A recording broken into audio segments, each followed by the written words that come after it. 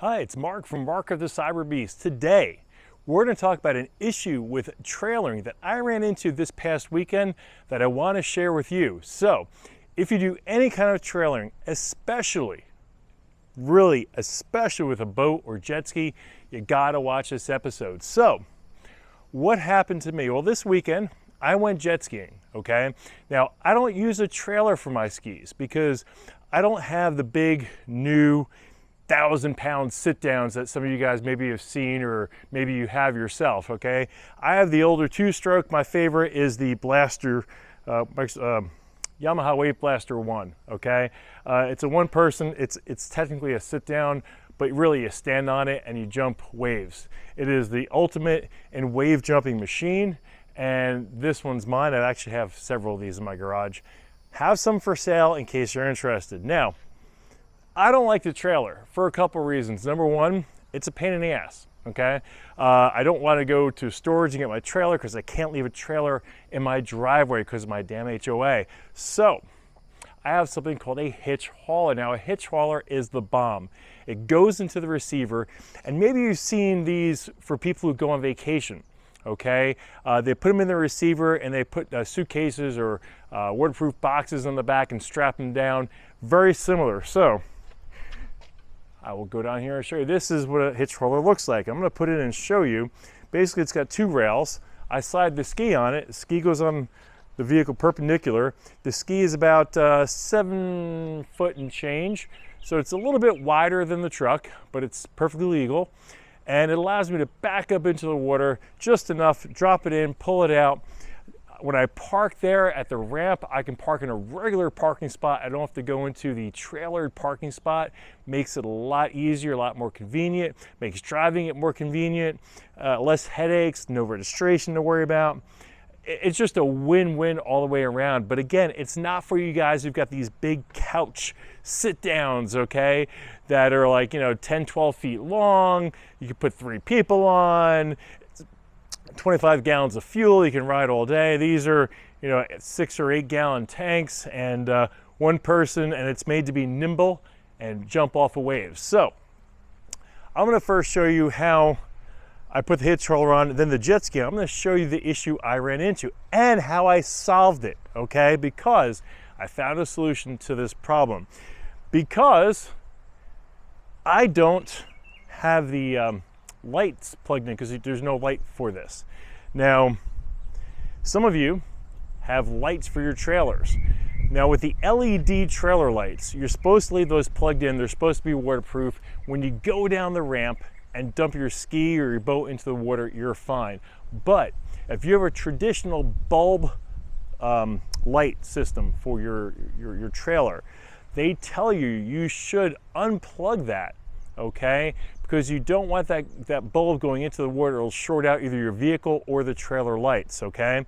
If you do that, then your wiring on your car side is exposed. And that's what I ran into this weekend, okay? Believe it or not, I went in there just enough into the water where it now caused an error on my screen, which I'll show you in just a minute, which says, there's a trailer issue. And all it was for me backing into the water. So let's take a look at that error message. Okay, there is the icon I got. It looks like a trailer, right? Like a camping trailer that popped up there.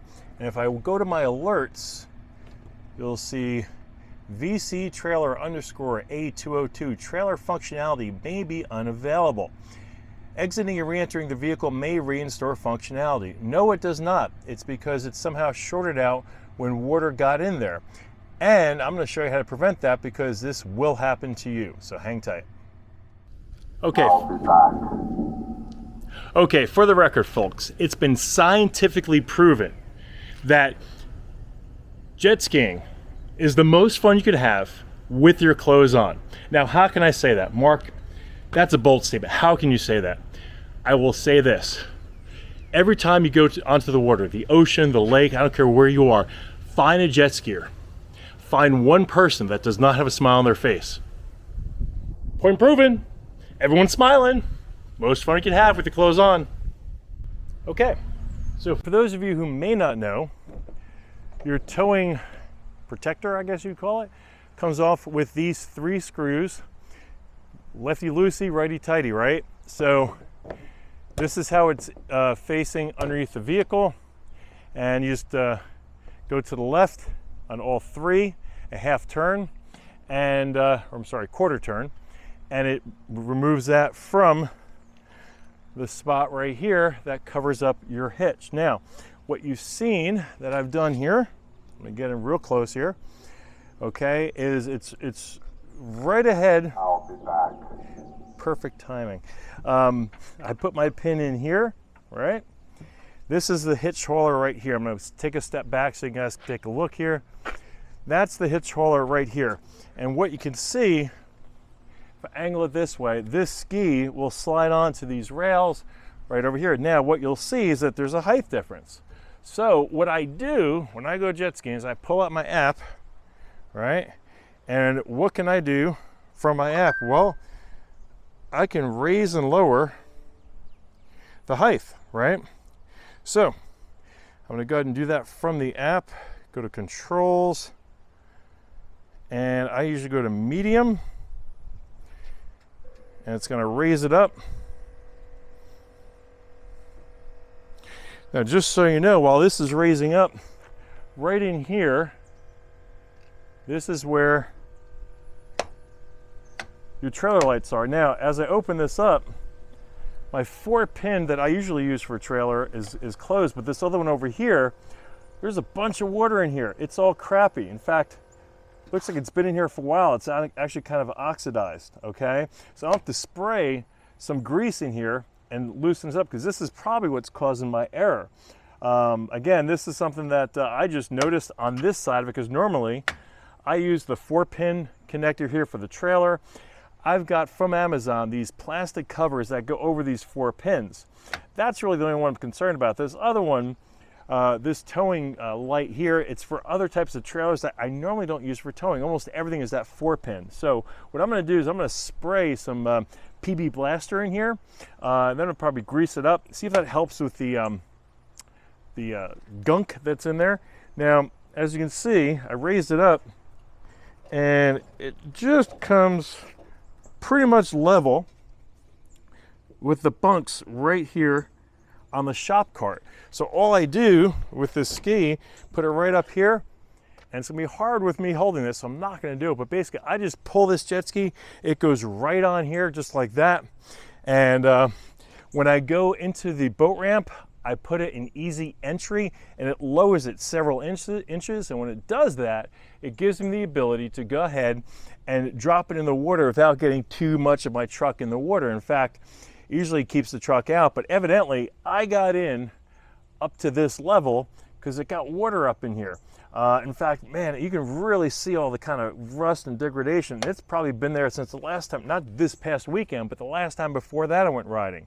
So that is something that I just noticed filming this video that I'm gonna have to address. Okay, so luckily I've got some, it just says Blaster, but this is actually called PB Blaster, okay? And I sprayed a liberal amount of it in here. That's why it's all gooky and brown. It's kind of doing its thing, chewing on the corrosion. As a preemptive measure, I put some on this side too, but this is the side that I think had the issue. If you look over here, look at that, just all kinds of nastiness, okay? So that's where you definitely want to probably do a preemptive spray. If you're gonna be using this to back into the water in a boat ramp, just get some Blaster, or like I said, if it's brand new, I would probably get some grease, get some waterproof grease, and drop it in both. Make sure it's nice and well coated. And I'm just gonna let the PB Blaster do its thing and chew it all out. Once that message clears out, hopefully if it does, what I want to do is go ahead and put some waterproof grease in there just as preventive measure. Okay, so what did I do? I went ahead and put my Blaster on the truck for you just to see how it goes. I'm not going to go riding. It's a school night. It's a Monday night. I can't go riding.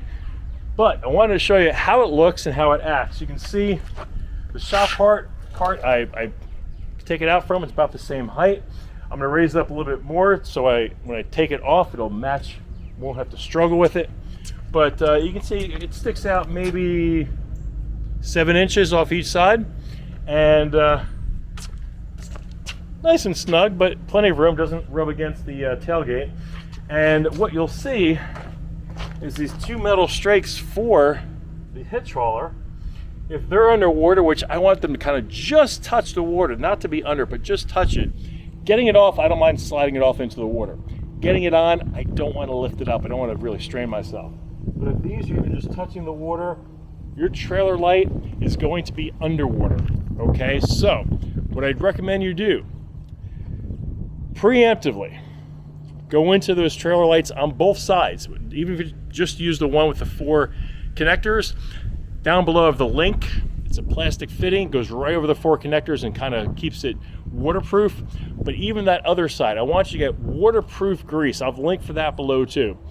And apply it liberally on both of them and get those connections so that they stay where they are and you don't run into the same issue I had this weekend, where I now have to go 3 hours each way to Raleigh for an issue that may be just a fuse. So I'm going to do is I'm going to reach out to the service center, ask them if this is just a fuse I have to replace, show them kind of what happened and kind of see. I mean, maybe spraying the PB blaster will shake it up and be an issue, but fix the issue, I should say. But I do think, though, it may be a fuse. So if we can find out where that fuse is, that'll be awesome.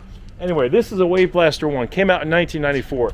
If you want to jump ocean waves like a pro, this is it. But you have to know how to jump ocean waves. I'm the pro.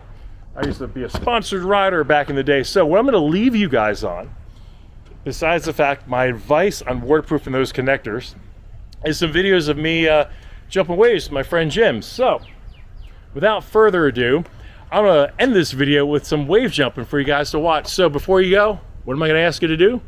Like, comment, subscribe, watch my wave jumping, watch my video, and I'm going to see you guys again tomorrow.